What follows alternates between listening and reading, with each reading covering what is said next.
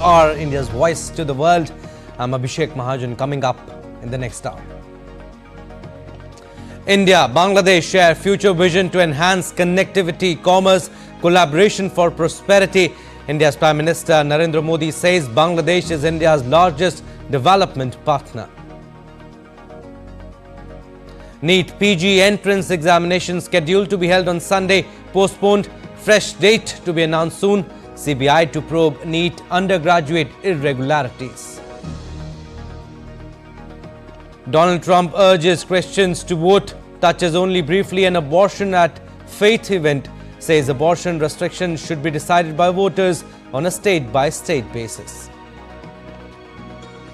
And history created by Afghanistan in T20 World Cup beat mighty Australians by 21 runs in a Super 8 encounter.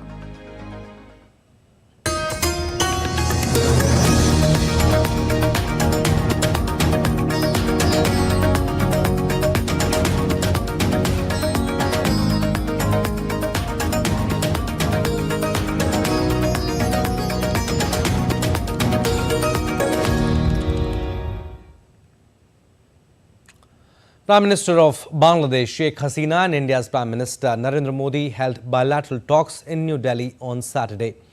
Both the sides exchanged agreements on a range of issues. DD India's Munmun Bhattacharya reports from New Delhi. A warm handshake between Prime Minister Narendra Modi and his Bangladeshi counterpart Sheikh Hasina at Hyderabad House in New Delhi. Sheikh Hasina is the first head of government on an incoming bilateral state visit after the formation of the new government in India. Both leaders held wide-ranging talks and exchanged 10 agreements in the areas of blue economy, health, space, railway connectivity, oceanography, disaster management, fisheries and strategic operations studies, besides shared vision on green and digital partnerships. Akhaura Agartala के बीच भारत बांग्लादेश का छठा cross border rail link शुरू हो गया है। खुलना Mongla port द्वारा भारत के उत्तर पूर्वी राज्यों के लिए कार्गो सुविधा शुरू की गई है। मोंगला पोर्ट को पहली बार रेल से जोड़ा गया है। 1320 मेगावाट मैत्री थर्मल पावर प्लांट के दोनों यूनिट्स ने बिजली उत्पादन शुरू कर दिया है। दोनों देशों के बीच भारतीय रुपये में ट्रेड की शुरुआत हुई है। भारत बांग्लादेश के बीच गंगा नदी पर दुनिया की सबसे लंबी रिवर क्रूज को सफलतापूर्वक पूरा किया गया है। भारत बांग्लादेश के बीच पहली क्रॉस बॉर्डर फ्रेंडशिप पाइपलाइन पूरी की गई है। भारतीय ग्रिड से होते हुए नेपाल से बांग्लादेश तक बिजली निर्यात ऊर्जा क्षेत्र में सब रीजनल सहयोग का पहला उदाहरण बना है। एक ही वर्ष में इतने सारे एरियाज में इतने बड़े इनिशिएटिव्स को जमीन पर उतारना हमारे संबंधों के स्पीड और स्केल को दर्शाता है। India's PM announced a Maitri satellite besides the start of an e-medical visa service for the people of Bangladesh to enable them to take treatment in India. India will also be setting up an Assistant High Commission in Bangladesh's Rangpur. India will be sending a technical team to Bangladesh soon for conservation and management of Teesta River waters, besides beginning talks on a comprehensive economic partnership agreement with Bangladesh. Bangladesh's Prime Minister noted that a visit to India is taking place at an unprecedented second time in the same month, June 2024. I am now visiting New Delhi for an unprecedented second time in the same month, June 2024.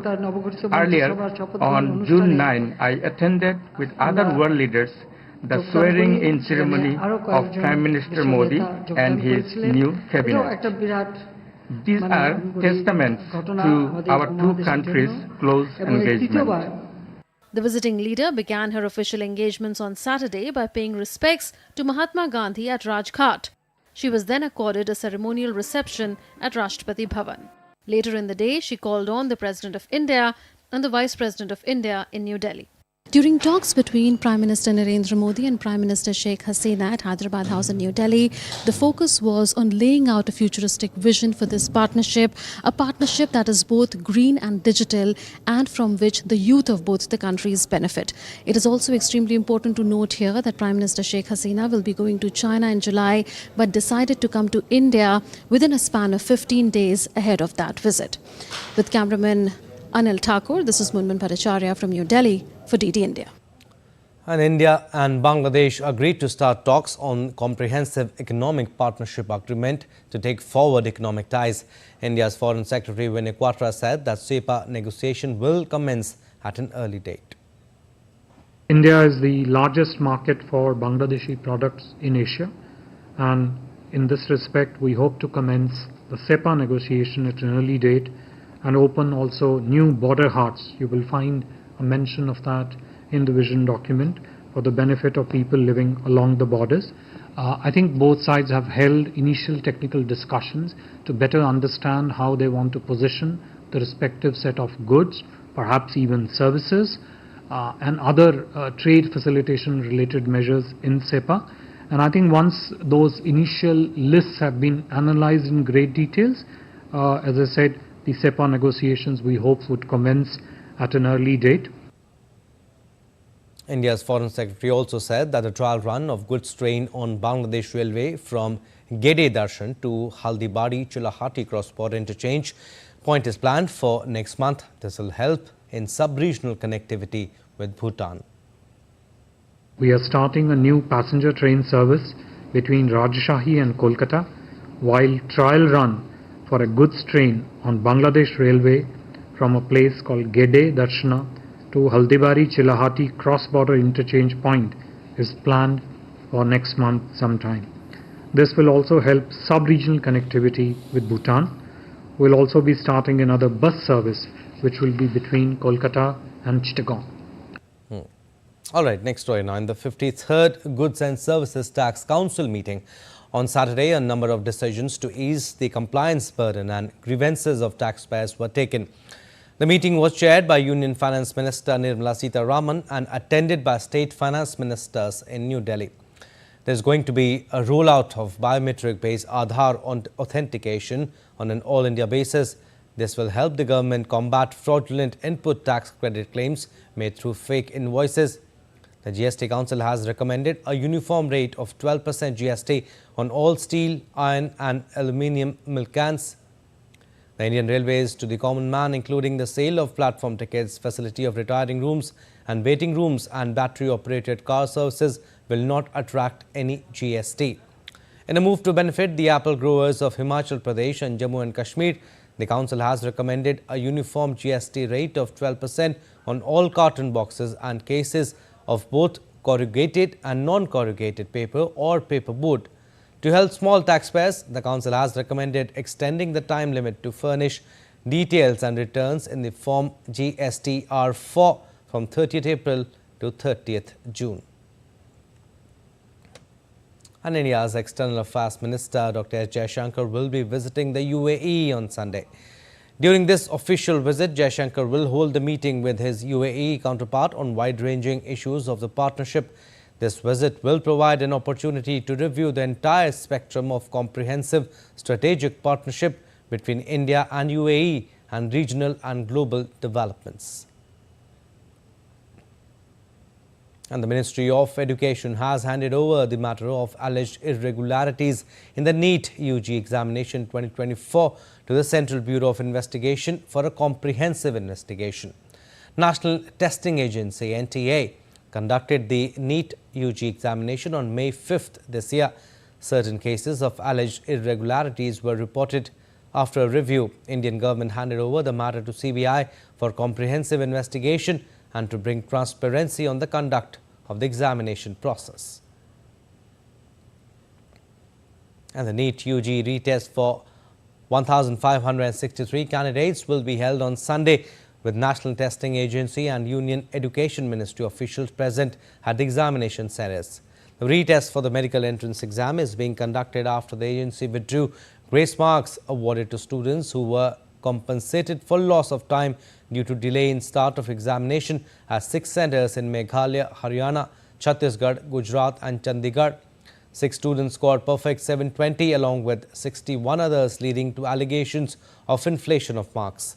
The retest will be held at 7 centres now. And Union Education Minister Narendra Pradhan had ruled out cancellation of NEET for now, saying cannot jeopardize careers of lakhs of students who cleared the exam rightfully because of isolated incidents of malpractices. The reconducted of the exam was announced following allegations of irregularities in NEET UG, including paper leaks.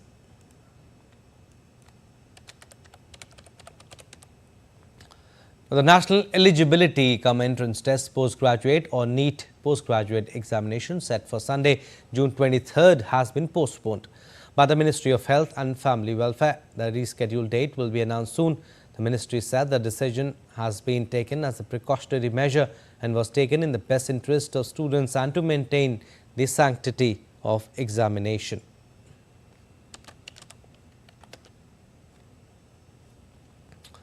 The National Testing Agency has postponed the CSIR UGC NET exam scheduled to take place from June 25th.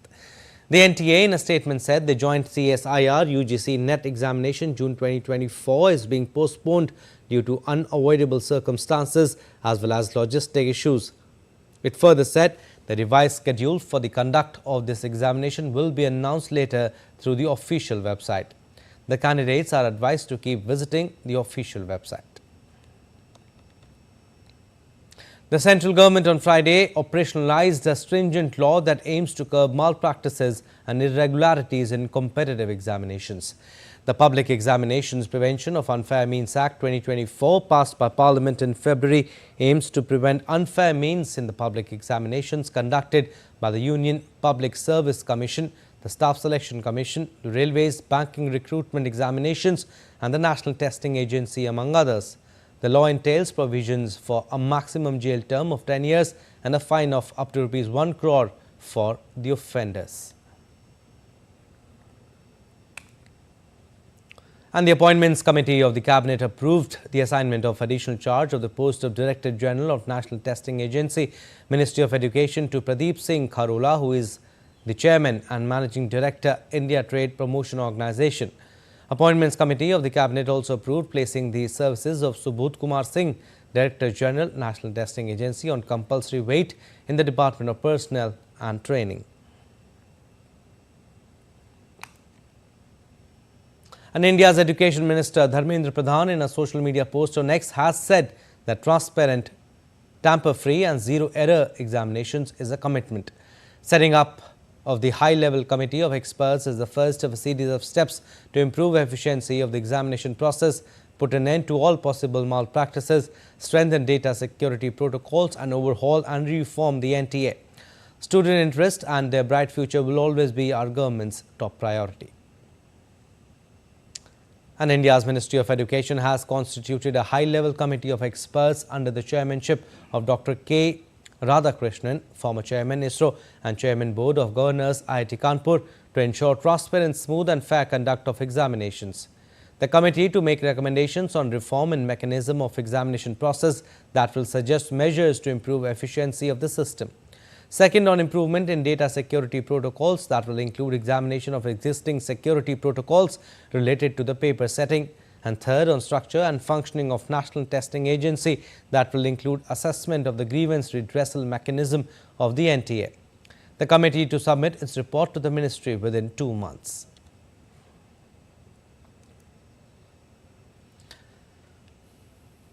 And UGC Chairman M. Jagdish Kumar, in a statement, said that forming a high-level committee of experts with Dr. K. Radhakrishnan as chairman is a welcome step towards assuring entrance examinations transparent, smooth and fair conduct.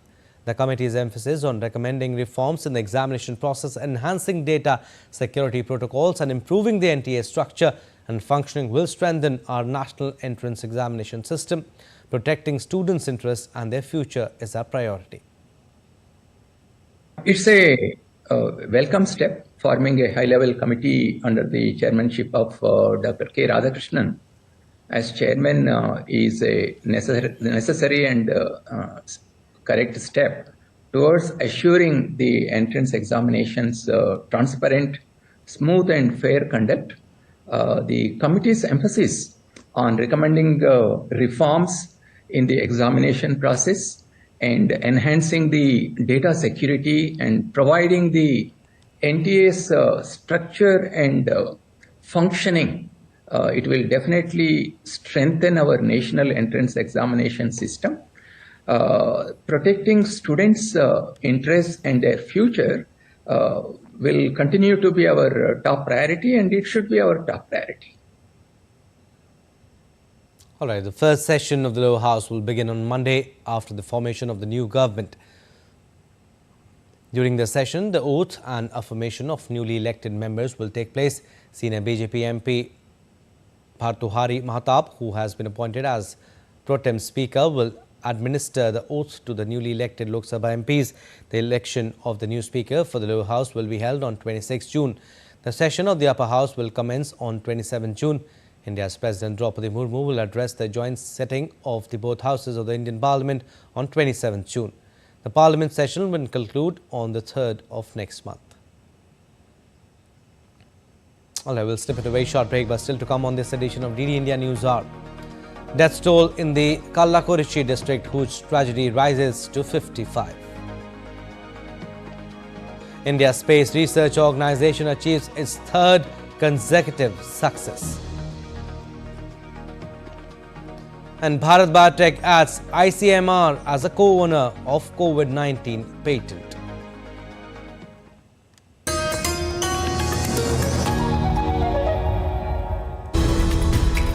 We just don't bring you the news as it unfolds. We get to the heart of the matter. We don't just present facts, we demystify complex social, political and economic events. We break stories that shape the world's present and future because you deserve the truth. I am Tanvi Taneja from New Delhi. I'm Ollie Barrett from London. I'm Nick Harper from Washington, D.C.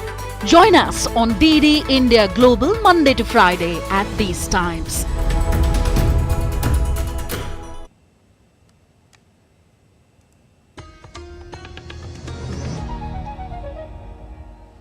Welcome back. You're watching DD India News Hour. I'm Abhishek Mahajan.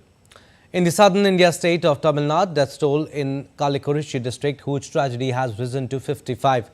A total of 159 people are currently receiving treatment in various hospitals. People died after consuming illicit liquor, which has prompted political and judicial reactions.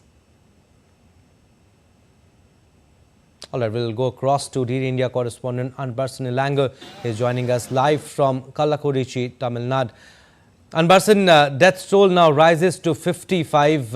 What about the condition of the people who are there at the hospital? Over 100 people are there. Are they safe? And what is the latest that you can tell us?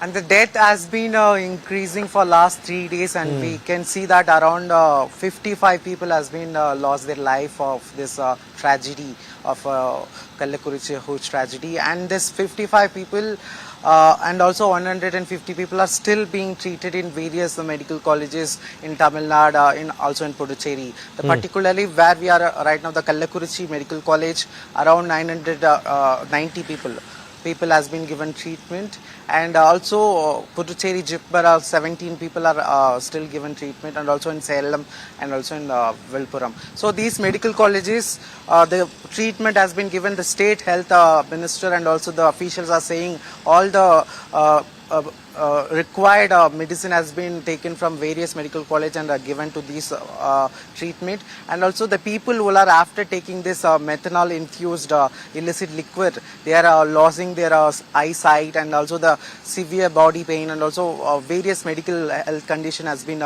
critical for them. So the death numbers may be still may be growing, because around 25 people are still in the emergency kind of situation in the Kallakurichi and also the other medical colleges. So we can see that this after 3 days also giving a proper treatment, still the death has been increasing. It's a worrisome for this. Anbarsan, also CBCID doing the probe in this case, a breakthrough in investigation still seems elusive. Any arrests that have taken place? Yeah, the CBCID, after the first day itself, the state government has given a recommendation to the CBCID to inquire the incident. The next day itself, the CBCID started the investigation in Kallakurichi, where they went to the Karnapuram. The incident took place. So around the investigation, they identified the person named Kannukutti, where he only sold this illicit liquid to the people. So he has been arrested from the Chennai, and also in linked to this event, around 4 people has been arrested, and the continuous investigation is going on. And also the linkage between illicit liquor and also the current network of that. So all the police department and also the prohibition department has been in full swing of connecting this link, so to curb this. And also the methanol, which is given a very tragic death to that. So that linkage of methanol, where it came from, so that connection also been identified. And also the nearby, the Kallakurichi district, where the Kalvarine Hills, where mostly the department has been searching, because they can identify where this illicit liquor has been created, and so they can get the trap of that. And Barsan, also protests are taking place, and they are raising questions on Tamil Nadu government, because similar incidents had taken place approximately a year ago. Why they have turned a blind eye, talking about Tamil Nadu government, it has turned into a political firestorm now. Actually, the last year we can remember that the Marakanam incident, around 22 people, they died actually. So after that incident also, the people, the BJP and also the opposition party, AIDMK, are continuously accusing the DMK government didn't take any action on that, and they failed on this incident. And particularly, we can see last 2 years, the Prime Minister visit also, he accused the DMK government, said that any action didn't take on drug-related issues in Tamil Nadu, and still it's increasing. And linking to that, this illicit death and illicit liquor death has been given additional worry for the state. And also yesterday evening, the BJP has conducted the statewide demonstration of illicit liquor death, and also asking proper investigation also. And furthermore, any related to this incident, particularly illicit liquor, should be stopped. So the state chief K. Annamalai said that they will find a linkage of he accused that DMK have a connection with the illicit liquor mafia, and they will be giving a complaint to the state governor R.N. Ravi regarding on Monday. And also the AIDMK went to the court and inquired for, asked for the CBI investigation on this. So overall, this illicit liquor death has been opened up various issues regarding a drug and those issues in Tamil Nadu pertaining for last 2 years. Absolutely. We'll leave it at that for the time being, Barsan, but yes, we'll keep taking updates from you. Moving on to our next story now, India's Space Research Organisation achieves its 3rd consecutive success in the reusable launch vehicle landing experiment LEX on June 23rd. Pushpak mission executed a precise horizontal landing, showcasing advanced autonomous capabilities under challenging conditions. With the RLV LEX accomplishment, ISRO now embarks into RLV-ORV, the orbital reusable vehicle. An Indian Army on Saturday foiled an infiltration bid on the line of control in Uri sector in North Kashmir. The encounter is underway between the army and the infiltrators. Officials said that the army spotted a group of infiltrators in the vicinity of Baskarin village in Uri, which later turned into an encounter. The army has named it Operation Bajrang. This is the 3rd encounter between forces and militants in North Kashmir since Monday, in which 3 militants of Lashkar-e-Taiba were killed and 2 soldiers sustained injuries. And the Indian Army has received its first set of skin from donors for its first skin bank. In a unique feat, the Indian Army announced last week about the opening of a state-of-the-art skin bank facility at the Army Hospital in New Delhi. The facility offers the latest modern treatment for severe burn injuries received by armed forces personnel and their families. This is the first of its kind to be established within the Armed Forces Medical Services. The Army believes that more awareness of skin donation must be created in the country to bridge the demand and supply gap. Head of Plastic Surgery, Brigadier Sanjay Maurya, urged everyone to donate skin just the way other organs are donated.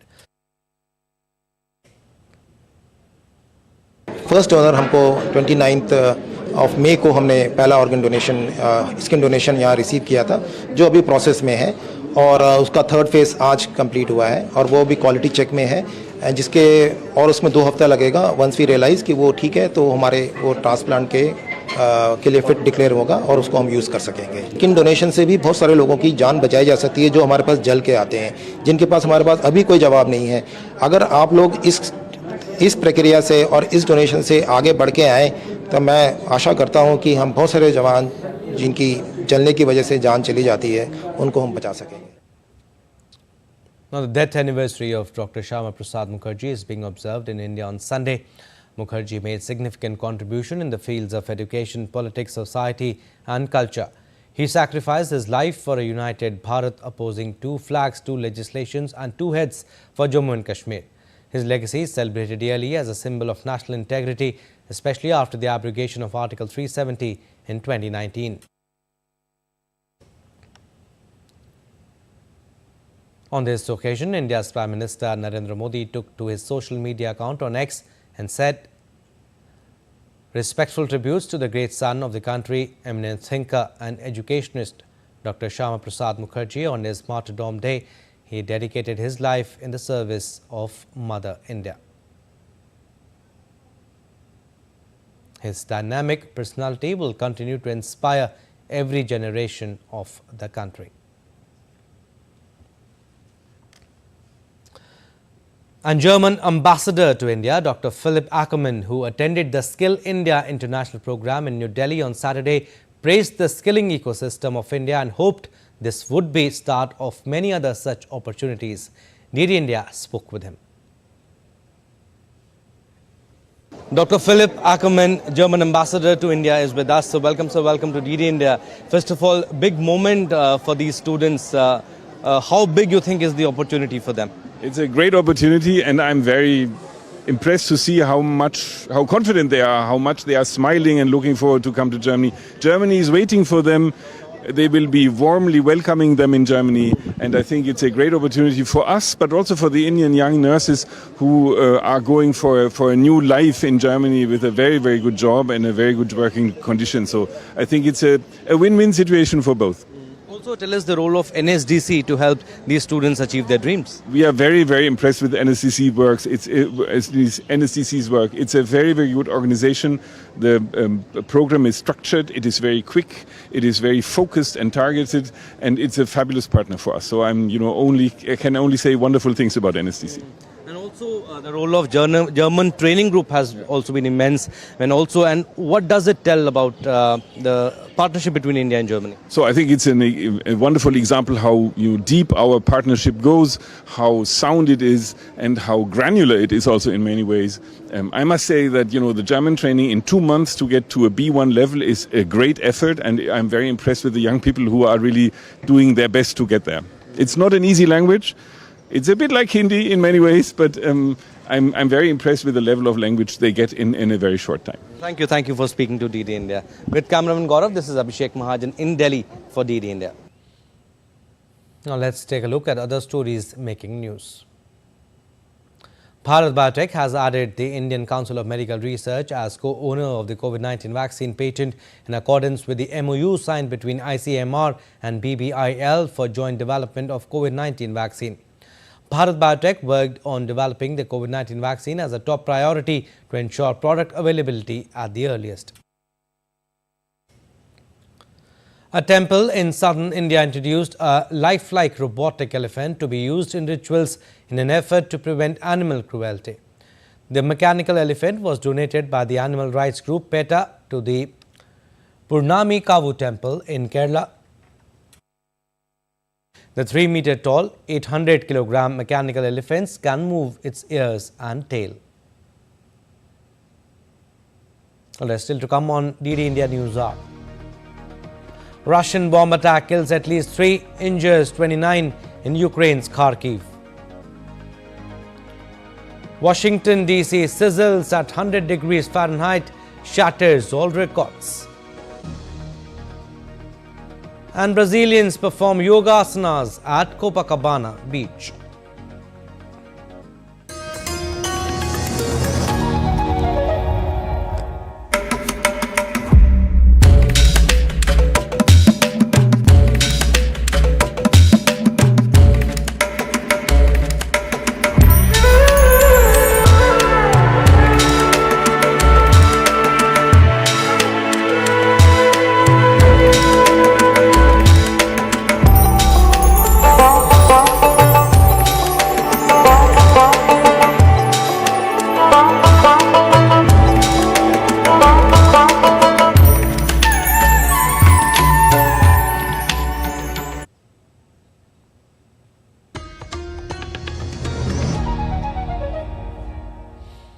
Welcome back. You're watching DD India News Hour. I'm Abhishek Mahajan. Recap of what we have done so far.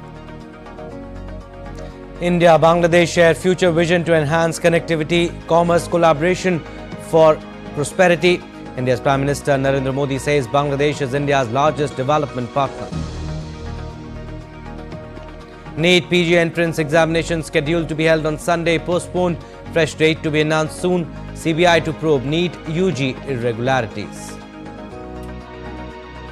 Donald Trump urges Christians to vote. Touches only briefly an abortion at faith event. Says abortion restrictions should be decided by voters on a state-by-state basis. And history created by Afghanistan in T20 World Cup beat mighty Australians by 21 runs in a Super 8 encounter.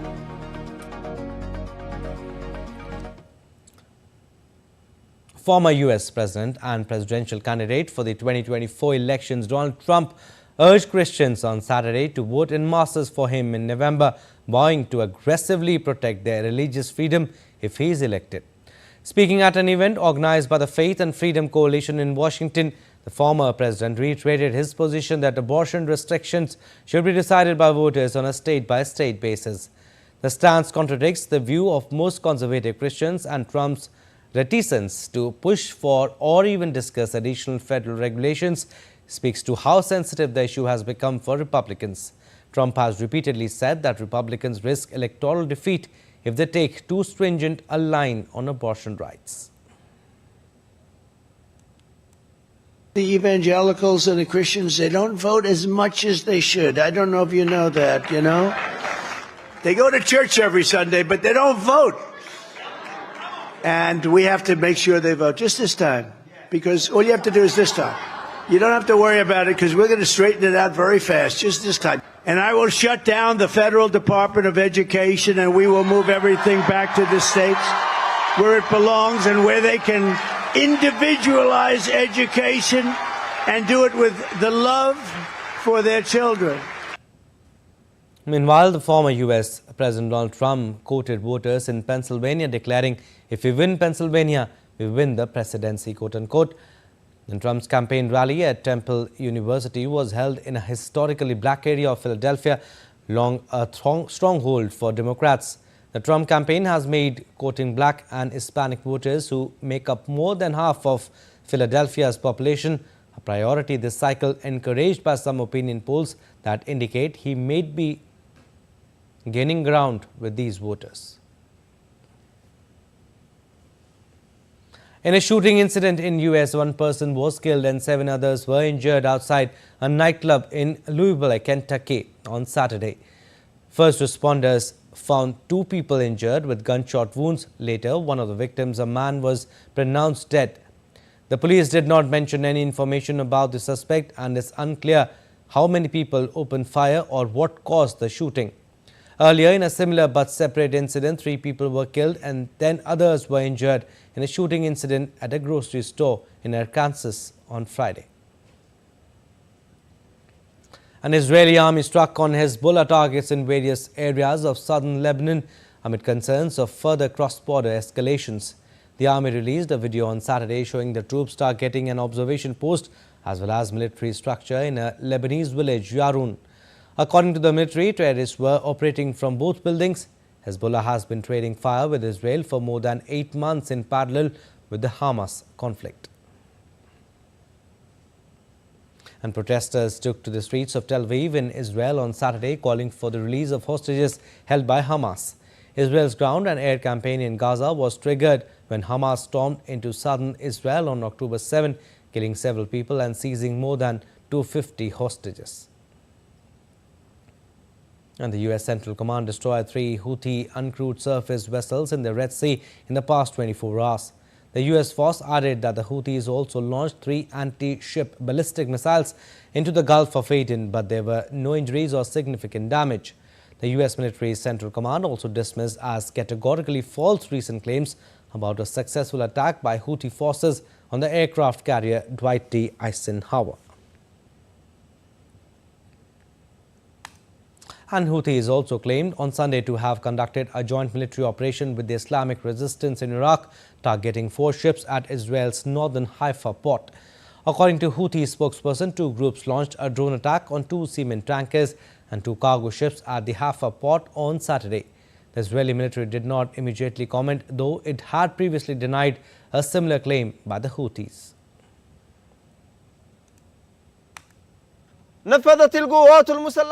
The Yemeni armed forces alongside the Iraqi Islamic resistance carried out two joint military operations as follows.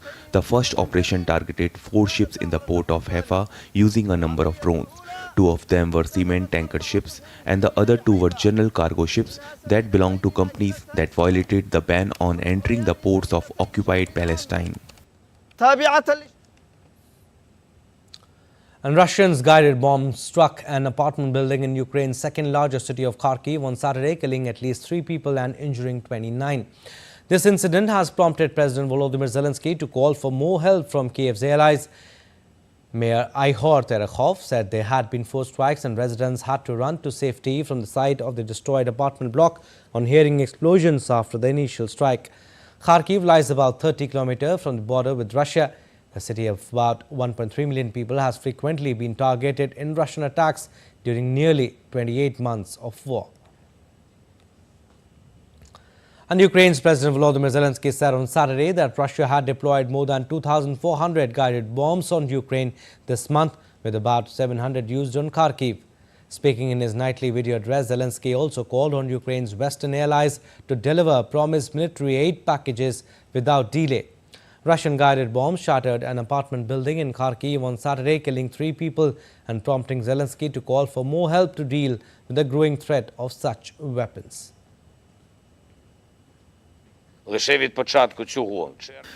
since the beginning of this June, Russians have used more than 2,400 guided aerial bombs on Ukraine, including about 700 on the Kharkiv region, on positions, on our cities and communities in the Kharkiv region.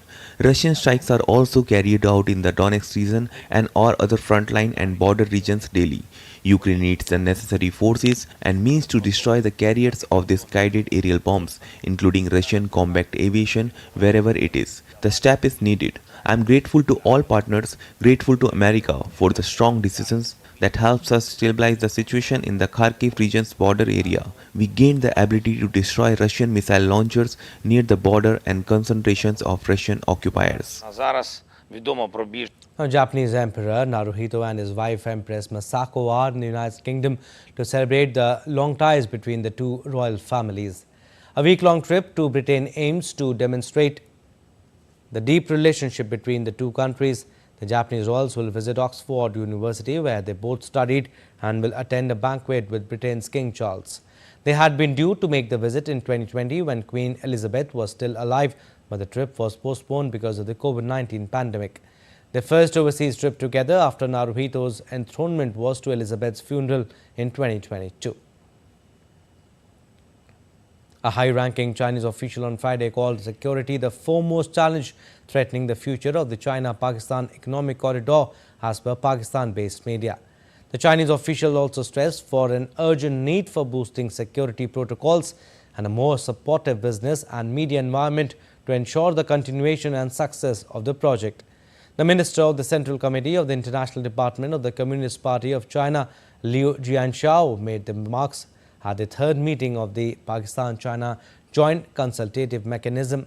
In recent years, terrorists have targeted Chinese projects in Pakistan, including CPEC. In March, 2 attacks highlighted the threats. Philippine President Ferdinand Marcos Jr. said on Sunday his country is not in the business of instigating wars and will always aim to settle disputes peacefully.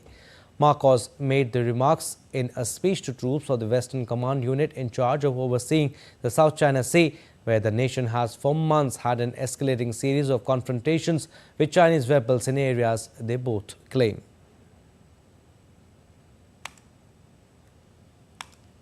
A ferry servicing the Cook Strait between New Zealand's North and South Islands that ran aground was successfully refloated late on Saturday. There were no injuries, although 47 people had to spend the night aboard.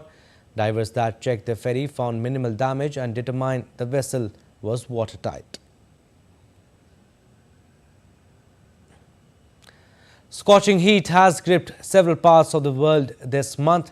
eastern United States sizzled at 100 degrees Fahrenheit on Saturday as Washington, D.C. residents and visitors did their best to stay cool. It is the first time that the nation's capital has reached the 100-degree mark in nearly 8 years and fell 1 degree short of the record 101 that was set in 1988. People out on the city's streets sought relief in fountains, under umbrella-style hats and in misting tents at a festival near the Capitol building. The current heat wave is expected to persist through the weekend.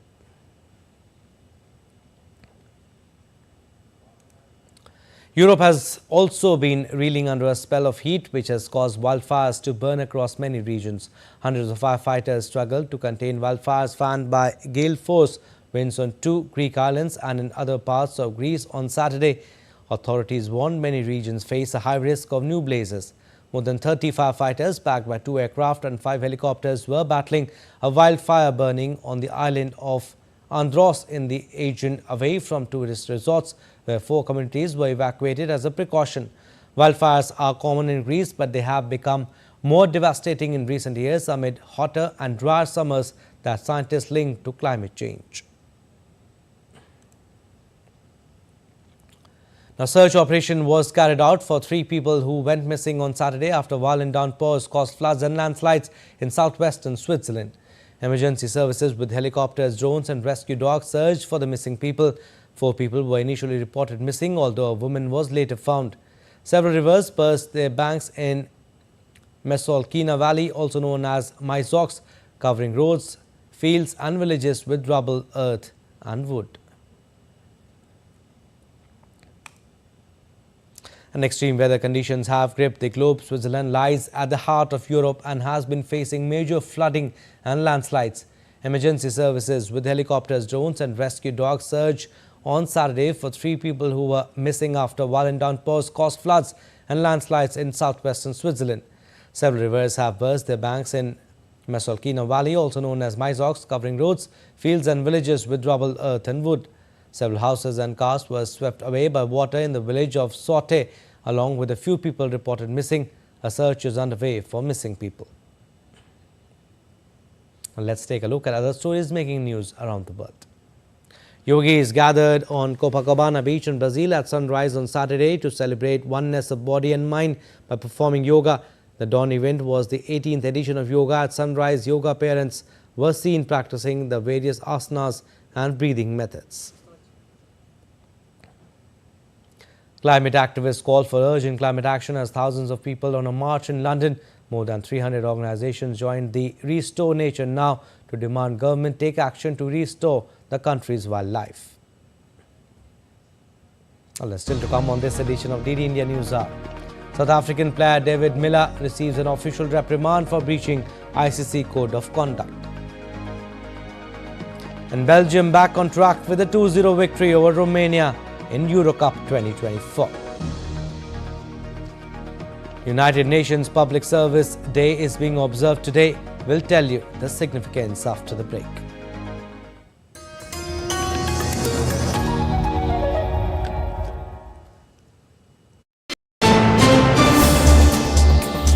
Voice of a rising aspirational world. Stories of challenges, struggles and accomplishment. A world battling conflict, hunger and poverty. Embracing growth, development, science and technology. A voice of progress, a voice of unity. Watch Voice of the Global South with me, Akshay Dongre, only on DD India.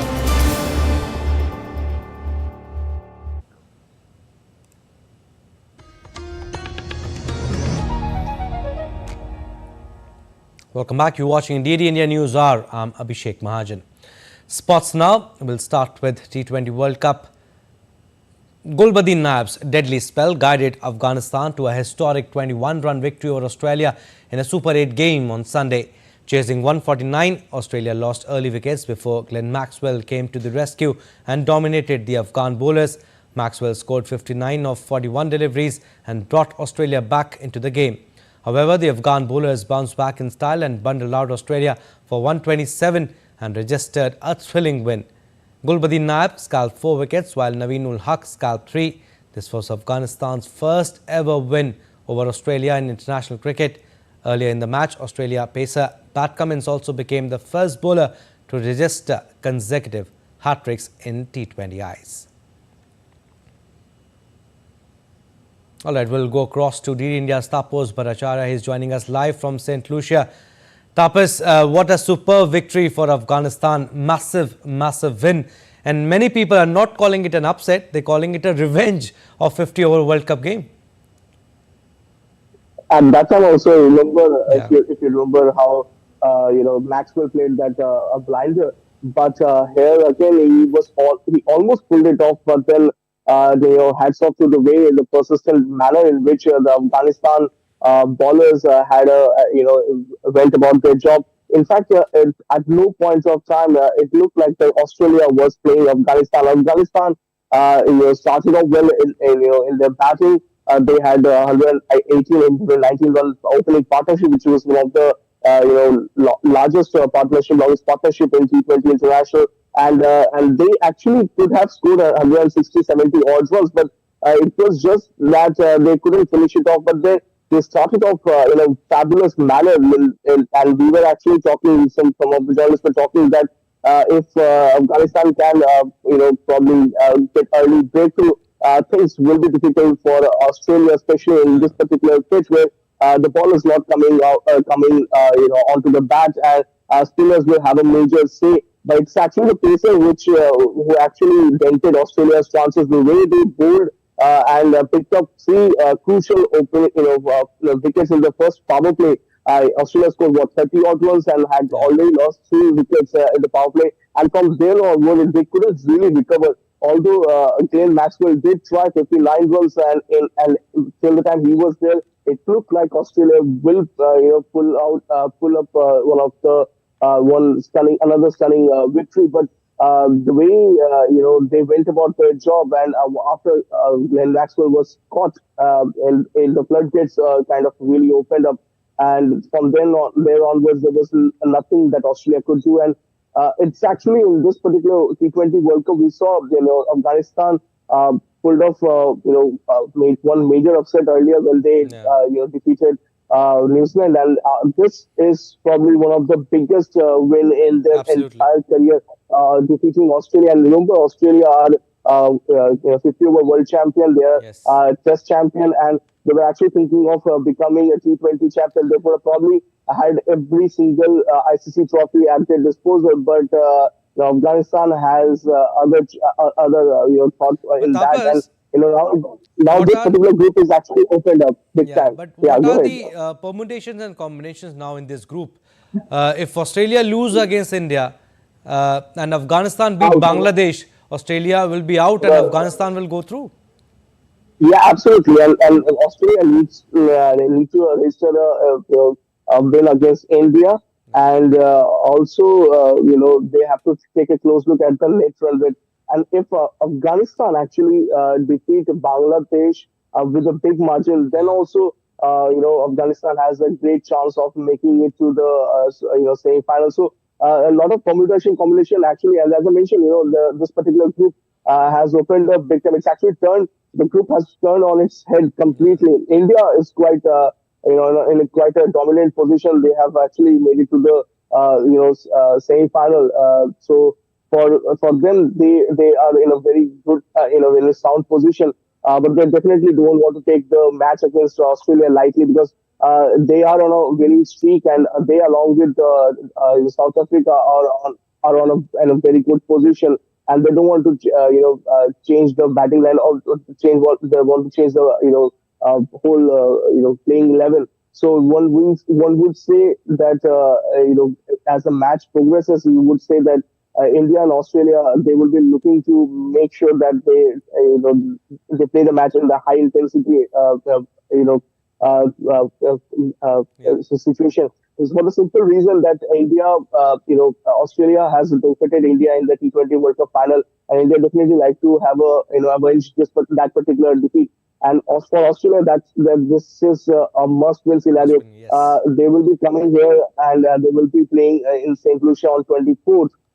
So for them, that's like a make or break sort of a moment in this T20 World Cup. And for Afghanistan, well, they couldn't have asked for anything better than that. So if Afghanistan can defeat Bangladesh, so they will be in the semi-final.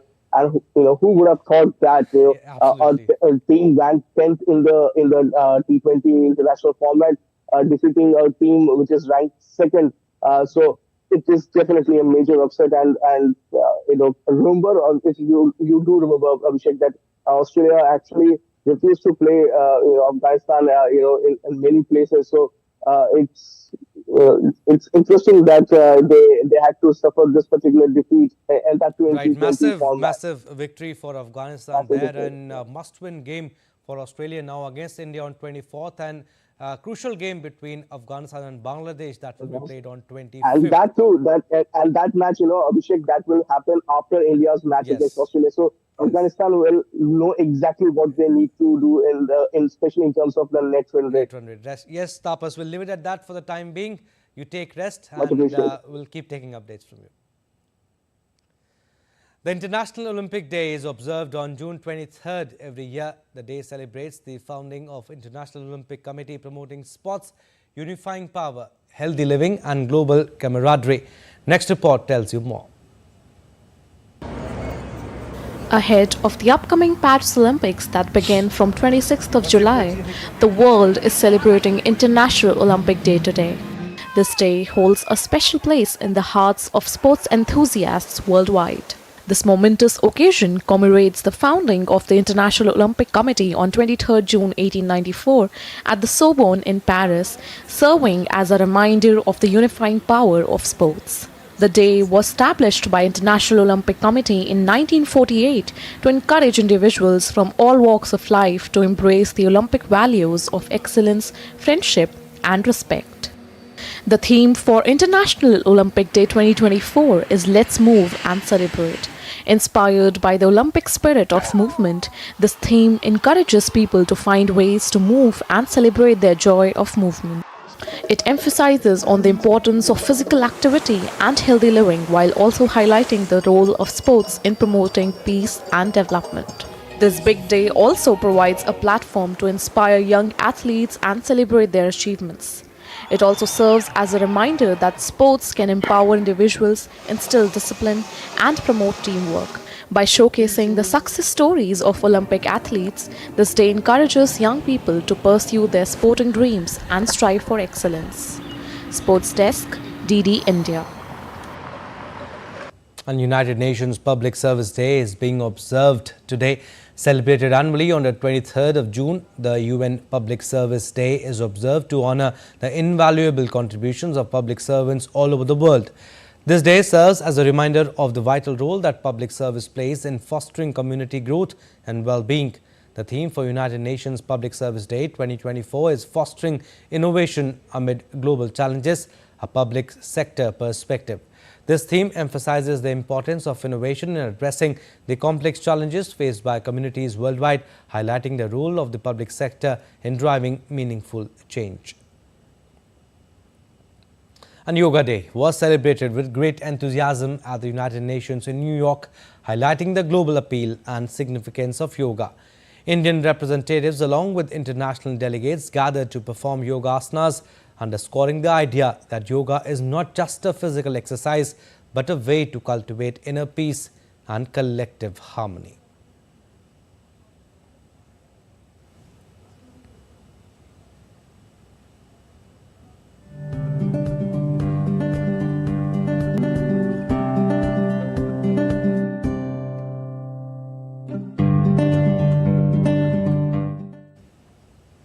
Alright, that's all for this edition of DD India News Hour, but do let us know your thoughts on the news of the day. For those on the go, you can get all the latest news and updates from India and across the world on DD India mobile app. The app is available on both iOS and Android. Scan the QR code on the screen to download now. And we'll be back with more news as it breaks here on DD India. I'm Abhishek Mahajan. From all of us here in Delhi, thanks for watching DD India News Hour.